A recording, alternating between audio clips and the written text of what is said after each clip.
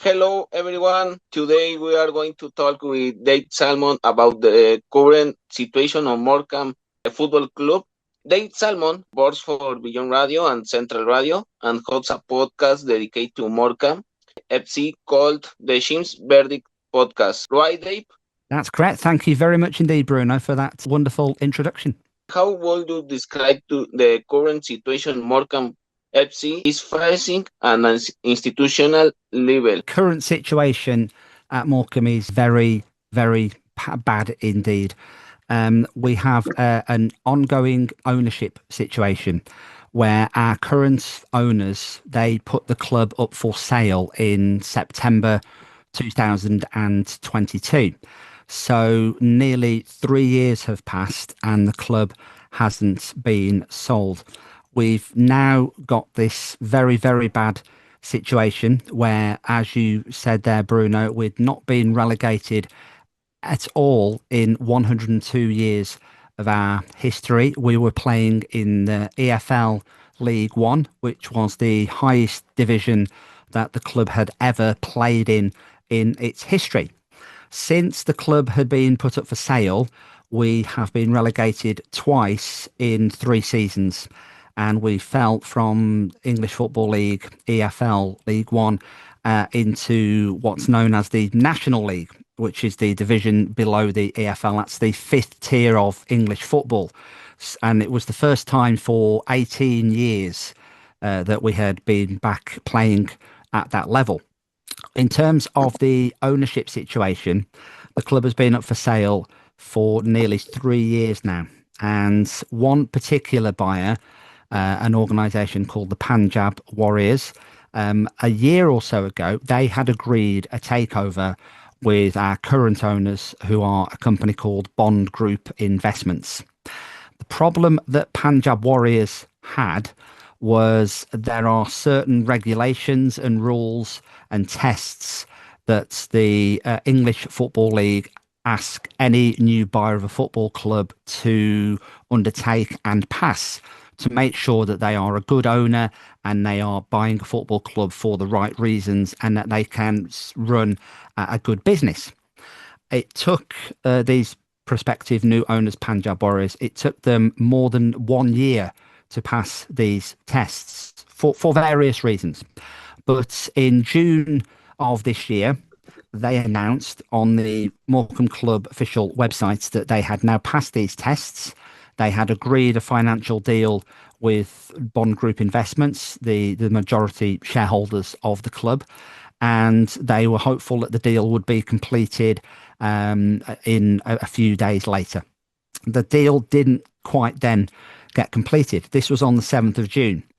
And since then, it has gone downhill and it's got worse and worse and worse. And we are now in a situation where our players and our staff haven't been paid for 2 months now. They've had one third, 33% of their salary for June, nothing for July, and obviously nothing for August so far. There are other debts as well.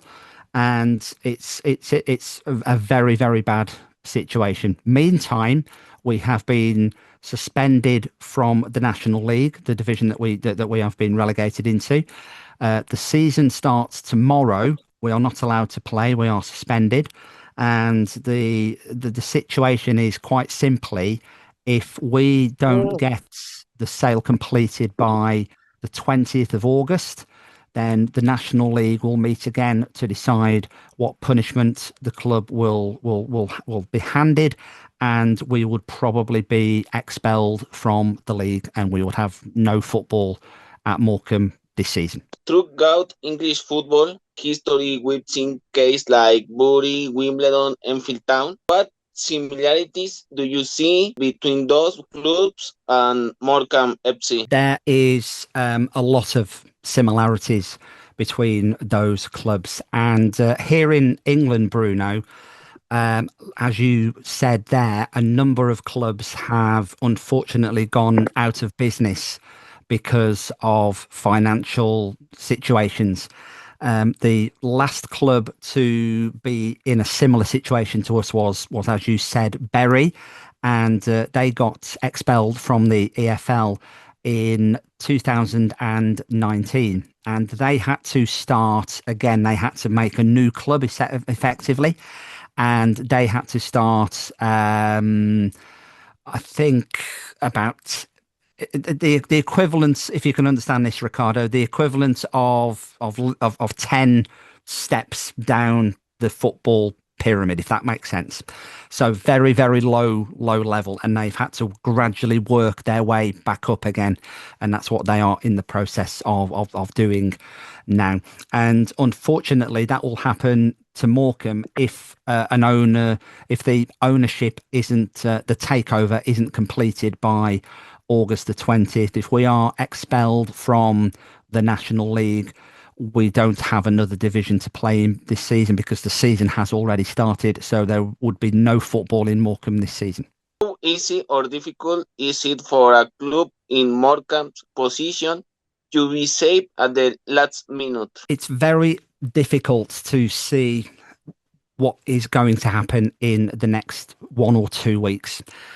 There is a bid that has apparently been accepted for the takeover of the club, and nobody can quite understand why this bid hasn't been accepted. It's a bid from a company who are approved by the English Football League, and all it now needs is essentially the contract to be signed and the deal would be complete.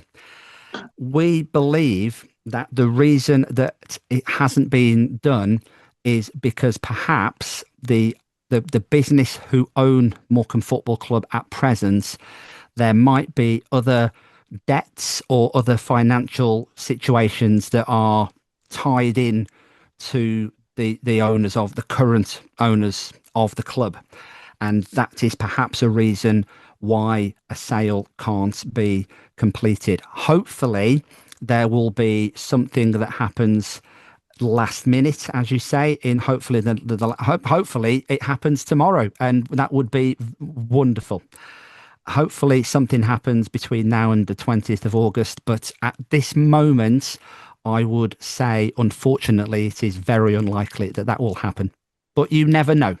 Why do you think it is important for a club like Morecambe to survive beyond just what happens on the pitch? Because as you can see on my background, there's a lot of people from that town that love the football team, and I've read that even though the situation is getting like worse each time, they've sold out the jerseys. So why do you think it is important beyond just the pitch? Well, I don't know about the situation in Mexico or in other countries, but in England, the local football team, whoever you support, wherever that club is in the country, it's a community asset. Does that make sense to you, Ricardo?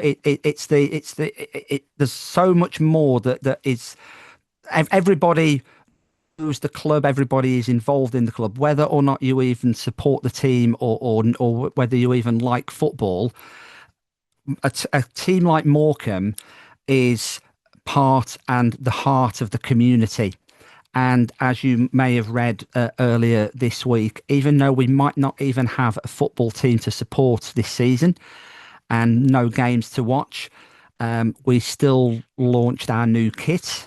And you may have seen the photographs of the queues. And if you were at the back of the queue, it took 4 hours to get to the front of the queue to get into the shop. And that is a good example of how loved and how respected Morecambe is, not just as a football club, but as a community asset. What message would you like to send to the fans and the community to support the club in these critical times? I would just like to say, Bruno, a big thank you, really. I mean, I am very lucky that I am a fan of the club, but I also get to work and report on the club as well. So I'm able to get very close to the people in the club. It's been clear to see in the recent weeks about how loved the club is and how much the club is respected and how much the club means to people, really. And not just people in the local area either. We've had messages of support from all teams all over England and the United Kingdom. And of course, I am speaking to you now in Mexico. So it has gone worldwide. It has gone global. And it's quite strange, to be honest, to be talking to a journalist on the other side of the world about our unfortunate situation. But at the same time, it's also wonderful because it shows how the whole football community at times like this can come together.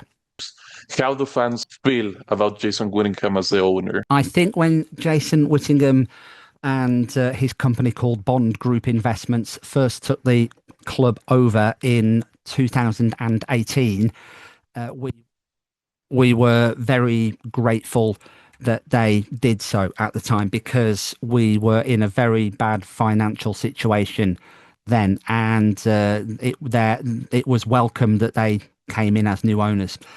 They are obviously now universally hated by every single Morecambe fan, not just Morecambe fans from teams across football, and quite rightly so. To me, the issue is, should people like Jason Whittingham be allowed to own a football club in the first place? If you look at Jason Whittingham's business history, then he has many failed businesses during his life, and that was obvious before he took over the majority shareholding at Morecambe Football Club. So lots of people in England are now saying, well, should he even have been allowed in the first place to buy such an asset as a football club? What could it mean for the town and the fans if Morecambe disappears and has to be refunded in the 10th tier of English football? It would be a terrible, terrible situation, Bruno. I know football supporters of other clubs that this has happened to, including Bury and Macclesfield Town. They are the recent examples of football clubs who have gone out of business and had to start again. If it happened to Morecambe, it would be catastrophic, if you can understand that word, Bruno, Ricardo, because it's not just about football and the players on the pitch. There are lots of other things connected to Morecambe Football Club, community projects, junior teams. There are health and doctors, people go into the stadium to do health checks. Elderly people, older people go in for coffee mornings and other events. There are other wedding receptions and other parties that go on at the club. And there's lots of other things that happen apart from just playing football. So if the club goes out of business, it would be terrible on many different levels. What does Morecambe FC mean to you? It means everything, to be honest, Ricardo. It means everything.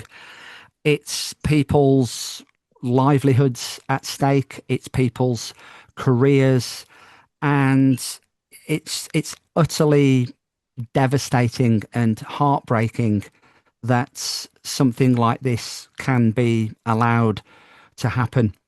If we were in a situation where there wasn't a buyer to take over the club, it may be different. But the fact that there is a purchaser ready to go and ready to take over the football club and keep us alive, and our current owner, for whatever his reason, is choosing not to sell, then that makes it even more devastating. It would take Morecambe as a town and as a local community and myself and thousands of other Morecambe fans, it would take us a very long time to recover.